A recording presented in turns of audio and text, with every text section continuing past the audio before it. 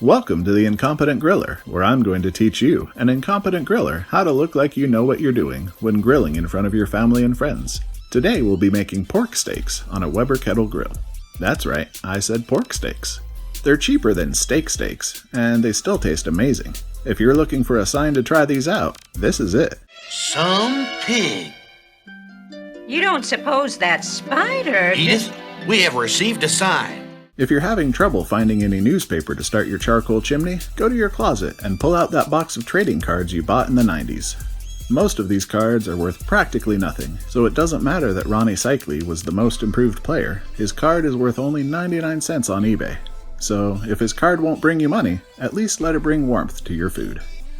Now head inside so you can start prepping your pork steaks. We're going to season these with Kinder's Red Jalapeno Garlic Seasoning, because I've only had good experiences with Kinder's and this flavor combination sounds intriguing.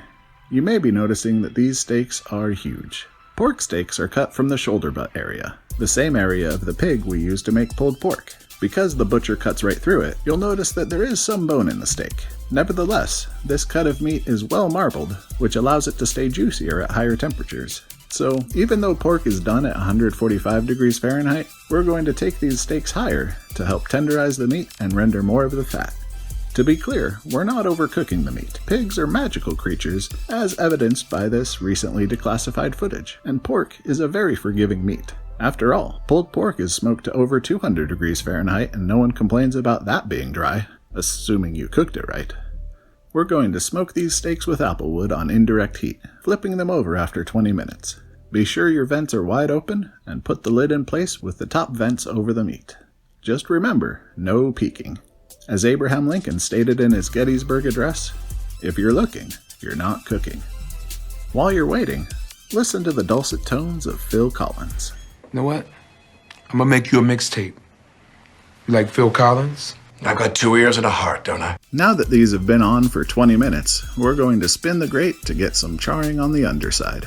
Leave them over the coals for at least a minute or two before flipping them back to indirect heat. While this is happening, you can do a quick temperature check. These are already over 145 degrees, so they're technically done. However, remember that we want to render more of the fat and make the meat more tender, so we'll put the lid back in place for another 20 minutes before checking in again. After 40 minutes of cooking, our pork steaks are looking tasty. Spin the grate one more time to get a final charring on the underside before removing them from the grill. Leave them on for at least 1 minute, maybe longer, depending on how much charring you want. You can see these are reading at least 160 degrees internally, so they're definitely ready to take inside. These look fantastic. As you can see when I cut into them, even though we cooked these to a higher temperature, they're still juicy inside. I'm going to stop this video now so I can celebrate the joy of eating meat. Let me know of your own successes down in the comments after trying this method yourselves. Have a great day.